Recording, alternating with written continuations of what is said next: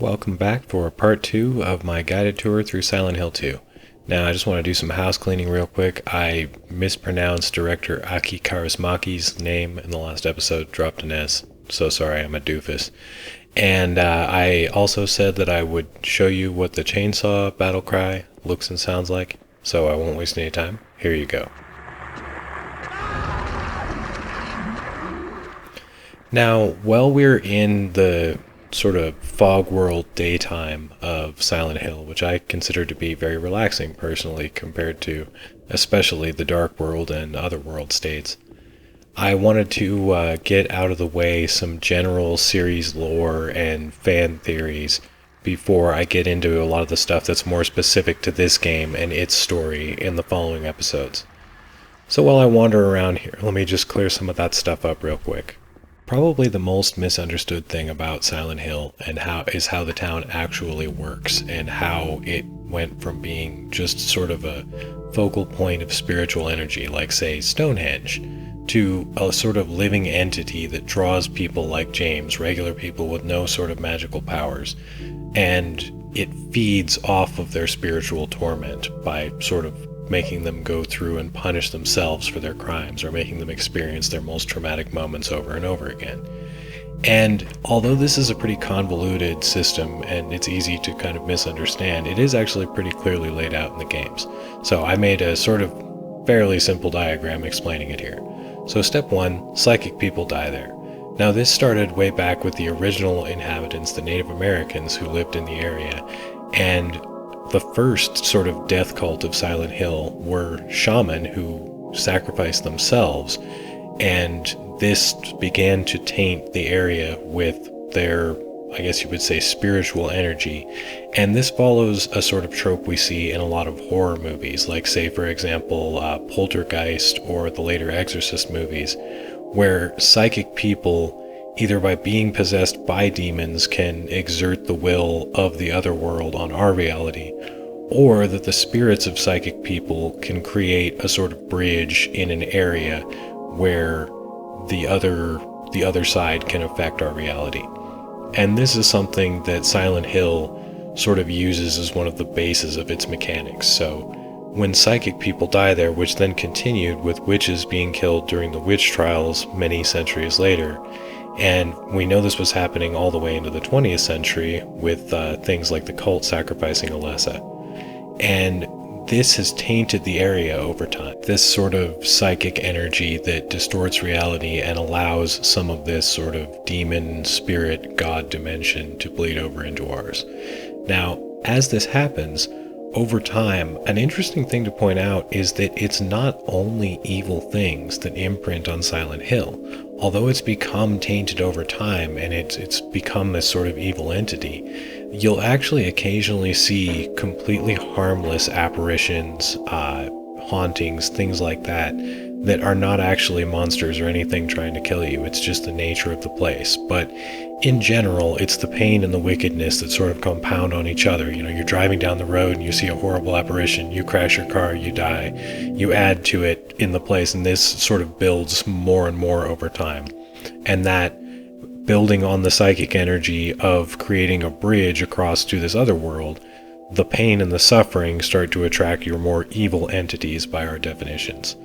And also, on this side in our reality, evil maniacs are drawn in here, like for example the executioner, who in the mortal form of who later becomes Pyramid Head, is drawn to this place and to commit evil acts here over time as the prison goes from a Civil War prisoner of war camp over to a prison proper over the years. This person sort of creates this kingdom of torture and execution there for himself, and becomes part of the town himself over time.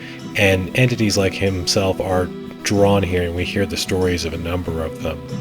And beyond them, there are also the cults who sort of study and understand the mechanics of the town to an extent, and use it to try and communicate with whatever sort of evil demonic entity or god they worship. And this over time just sort of further and further taints the town. And also, these cults will actually seek out individuals or find them among their own ranks, like Alessa, who have psychic power, and this whole concept of people with psychic energy and them being possessed or killed, or basically their life energy bleeding into the place, is what further weakens this border between reality and the spirit world. And in the series, the concept of Alessa is basically like, sort of like Jean Grey of the X-Men in the Silent Hill dimension, where she's like a really powerful telepath and telekinetic. So she's, you know, she's just got it all, and she's a 10 in each category. And so someone like that being sacrificed to these evil gods will basically fully erode the barrier, which is what has happened to at least an extent enough that it can fully invade the reality of people who have no psychic abilities, which is what happens after that point. And so people later, like James, who have no psychic abilities or powers, are able to be drawn in, and the town can further feed on them, because this barrier has been almost completely broken down in this place between the spirit world and our reality. So, hey, that was fun. I hope that was relatively understandable, but it's a lot more convoluted to look through the wikis, trust me, so I hope I did a pretty good job of explaining that as simply as possible. Real quick before we leave infographic land and go back into wonderful gameplay, another thing that's a little bit confusing about Silent Hill 2 is what year it takes place in. Now, the other original Silent Hill games by Team Silent are actually pretty easy to place. Silent Hills 3 and 4 both have numerous technologies and objects in the background that make it seem pretty obvious that they're supposed to take place in about the year they were released. Now, since Heather is 17 years old in Silent Hill 3, that puts the original Silent Hill in about the mid-80s, like fans had guessed for a while before it released. And so that makes sense with the vehicles, technologies, things we see in the original Silent Hill. Now, it's a little misleading on Silent Hill 2 of when it takes place, because a lot of the cars still are similar models to the ones used in the original game, and besides a few random things like the model of answering machine in the hotel, there's a few other things that make it appear that it takes place later than that. But a lot of fans have speculated that it takes place further in the past, like Silent Hill 1, but there's a major thing about that that doesn't actually make sense. We actually meet James' father, Frank, in Silent Hill 4, and he implies that it's only been a few years since his son went missing, which would make it a little odd if it had been, 10, 15 years or more. So it's pretty likely that this means that Silent Hill 2 takes place earliest the late 90s and the latest the year it came out in 2001. There's not really anything to suggest, besides most of the cars looking old, that Silent Hill 2 took place far in the past. So sorry to smash that fan theory, but it makes a lot more sense that James and Mary would have gone missing recently, because if they'd been missing for 15 years, you'd think Frank would have given them up for dead by now. Now that we're back in beautiful, foggy South Vale, I wanted to touch on something that's, kind of a much debated point among fans, and I'm just going to weigh in with my opinion on this one. I don't by any way offer this as definitive, but that is whether or not James is actually an armed services veteran, or if he just wears an M65 field jacket because it's a reference to Jacob's Ladder, which is, Jacob's Ladder is frequently referenced. Here's two Jacob's Ladder references you can see right here on the screen, the jacket and the twitching body. But beyond just an homage, I think it would be a little odd for him to wear this jacket if he was not a veteran. I'm sure in Japan, just like in the United States, it's probably looked down on significantly to wear military clothing or claim military service if you weren't actually in the armed forces. So I guess I just have a hard time seeing James as a valor thief, especially because there's another aspect of, in the original Silent Hill that's even pointed out in the manual, that Harry does not have any military or police experience, and so he's awkward with firearms. And that is probably just an excuse for the lack of motion capture, which they seem to have in this game. And as a result, James seems much more familiar with firearms, and the way he improvises and uses weapons seems much more natural. And I'm not saying that, only military people get time in on the range, but James, he wears a military jacket and he seems extremely familiar with weapons, so it's just very easy for me to imagine him as being a veteran before he became an office clerk. While I'm just wandering about South Vale here, an interesting and important change between Silent Hills 1 and 2 is one thing that originally kind of captured me about Silent Hill was how sort of surreal it was. And part of that was that the streets and sidewalks were just ridiculously wide and signs were way too tall, and it was off. But it kind of captured my attention when I first played it. Though I really do like the change in Silent Hill 2 of how things are more realistic in scale and it seems more like a real town. And that was a significant change that made it feel even more like a lot of our hometowns if you lived, in or near a smaller, medium-sized town in the United States. It seemed very familiar to what you'd actually seen. And one part of that is using photos as inspiration for textures, or even using photos mapped as textures that was popular in games at this time. And it's one of those things that I sort of recognize as an iconic part of this era of game design. But in this case, it also made it feel eerily familiar. Now, an interesting thing about this is you'll notice right here as I walk past this series of buildings, the numbers on the buildings are actually sequential in the later Silent Hill games. And it's not very often you'll see this, and it's not like every block has numbered buildings. But it's a really kind of an interesting thing of how they go back and put attention to detail in that. And in a lot of games, like one noticeably I played recently was The Sinking City. And I swear there's only 5 different signs in the whole game. You see the same doctor's office, the same pharmacy, over and over and over again.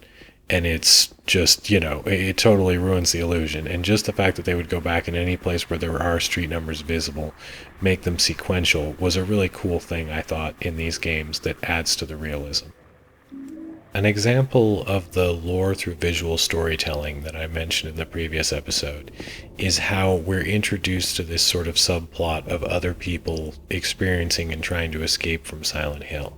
Now, this actually shows us that the fog world is not specific to each person. While specific nightmare worlds are only experienced by the person in them, and you can sometimes cross into those of others, as James crosses into those of Angela and of Eddie.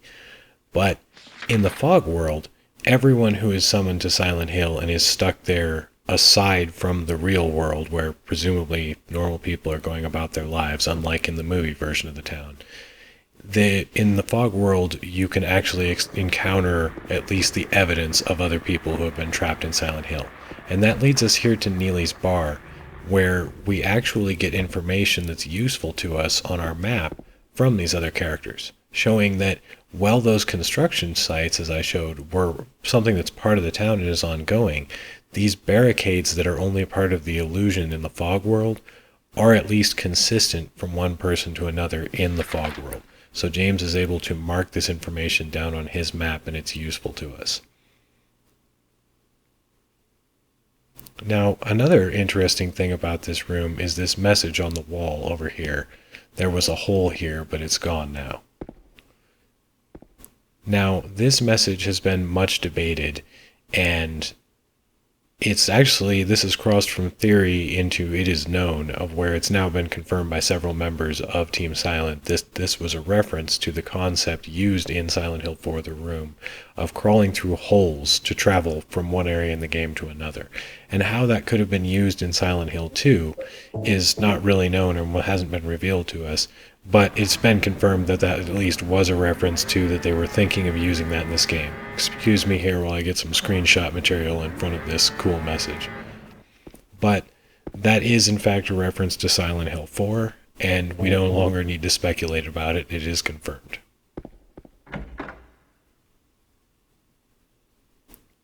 Now this little subplot just kind of leads us here to this body, but there's an interesting thing here about this body. Now, not only is it another James corpse, but it actually looks like this body is in the process of transforming into one of the monsters, which I always found very interesting about this part. I think we've wandered around outside enough, and it is about time to enter the Woodside Apartments, which is the first sort of dungeon of Silent Hill 2.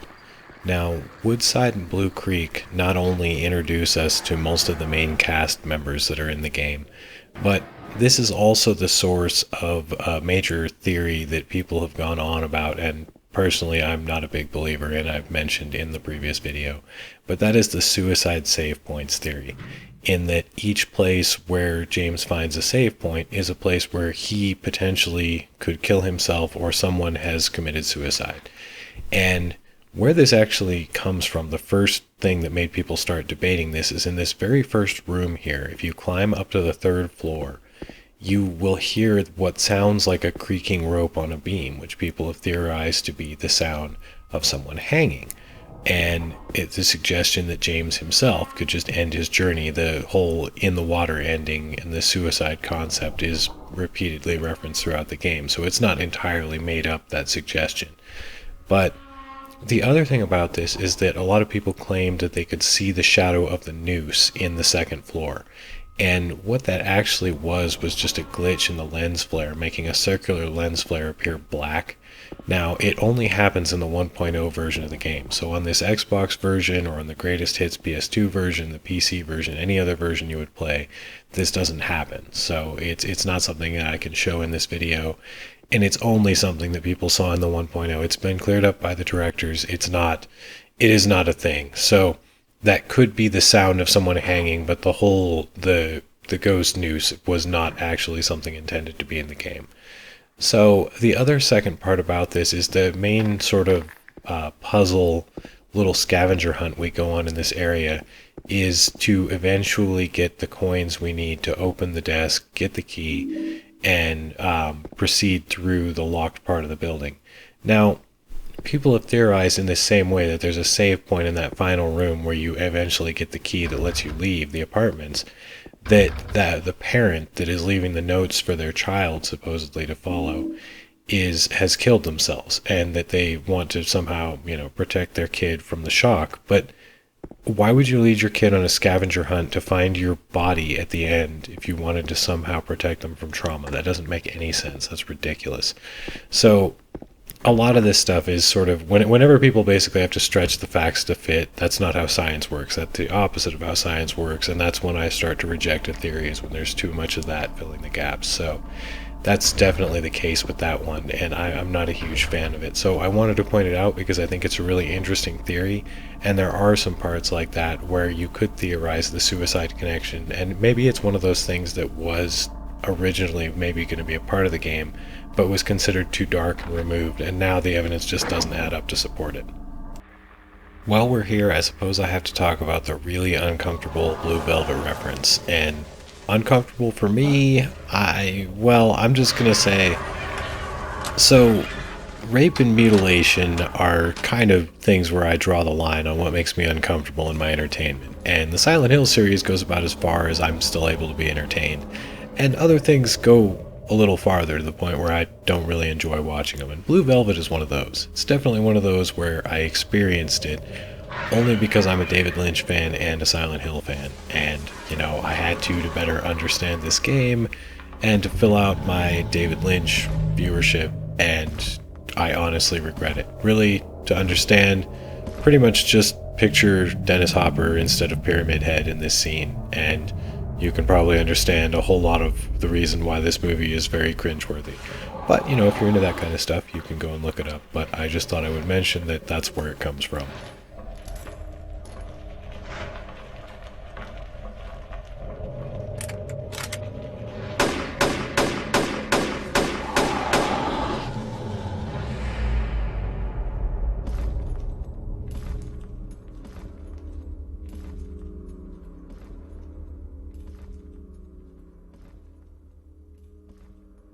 Cool little fact that often gets missed: in this part where you first see Pyramid Head symbolically kill James, funny thing is the chair is dragged all the way up in front of the TV, and if you're not aware, the corpse is James' model. But this is an early suggestion of telling James to watch the videotape at the hotel. So way before James is psychologically ready to understand or accept it, Pyramid Head is already tormenting him, showing him where his ultimate damnation lies when he watches that videotape, by shoving the chair with James's symbolic corpse right up in front of the TV, and you can see this by the blood drag marks on the ground.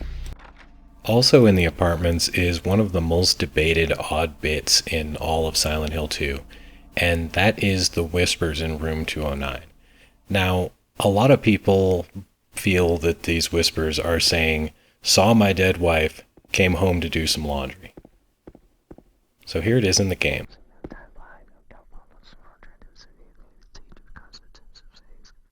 Now I'm going to play it in isolation, and you can take your own impression.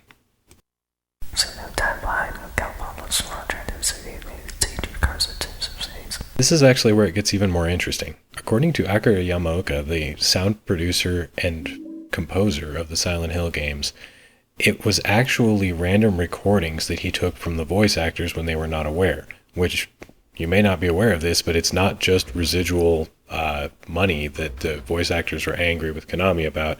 This is one of the things. Of course, it's a complete violation of their contracts, and he didn't realize this at the time, but of course, recording them when they're off the clock and when they're not aware of it is a huge violation of voice actor contracts, and he actually did this for sound samples for all 4 of the original Silent Hill games developed by Team Silent. So, hey, the more you know, there's more to that one. Some other interesting things about this area. Now, it's hard to tell because James leaves immediately after talking to Eddie, but in the room where you first meet Eddie, if you go back in next to the bathroom he's in, there's actually a bedroom with sports memorabilia all over the wall, and this shows that this is actually the football jock guy that Eddie talks about killing later in the game. And so this makes it clear that Eddie did come here to kill him. He didn't randomly stumble into any of these locations. He came back to Silent Hill to kill people who had angered him in the past. And so it's just very early foreshadowing, telling you that he is lying about everything he says to James. This outdoor pool area is an excellent place to capture the rare falling backwards animation for James. Now, this only happens if you fall backwards off of a ledge that is high enough, which there's only a few situations in the entire game where this can happen, but it is kind of amusing because he does a cannonball on his butt. So I've captured it a couple times for your entertainment.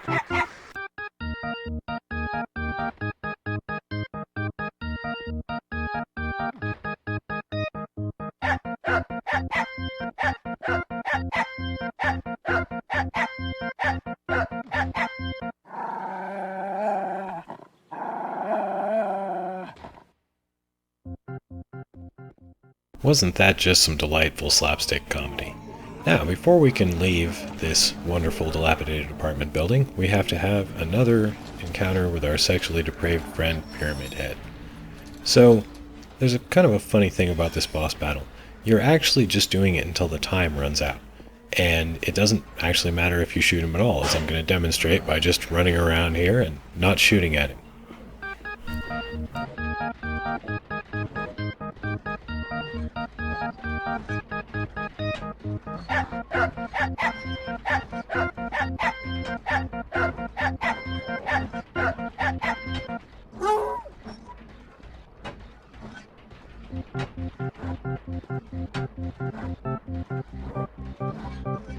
Once the siren starts, he'll pretty much try to make his way down the stairs, but he will retaliate if you attack him, which lets you play a fun game of waste Pyramid Head's time and try to stop him from his rapey business. You can do this for an unlimited amount of time. The only thing that stops him is when he makes it to the first landing. Then he'll no longer counterattack you.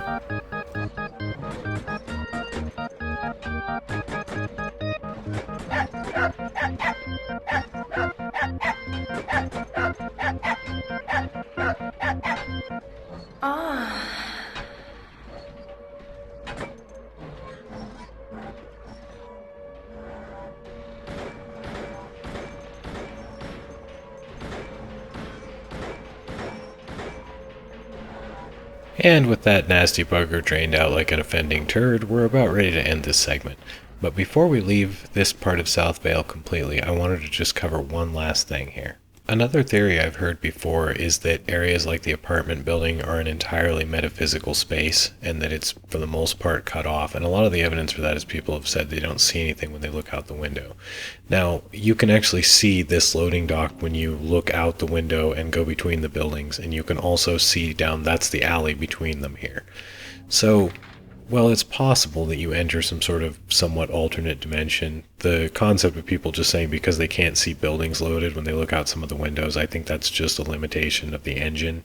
It definitely, you are able to see the corner of this loading dock when you look out from several spots, and then you can also see down there, this is the courtyard with the swimming pool in there. So you are able to see the area from other parts outside of it. That wraps us up for episode 2. The next segment will be focused on the sunset and twilight parts of the game's story, and I'll be focusing a lot on Maria since that's the largest part of time you're able to spend with her. So look forward to episode 3, that'll be coming in a few days. Thank you for watching.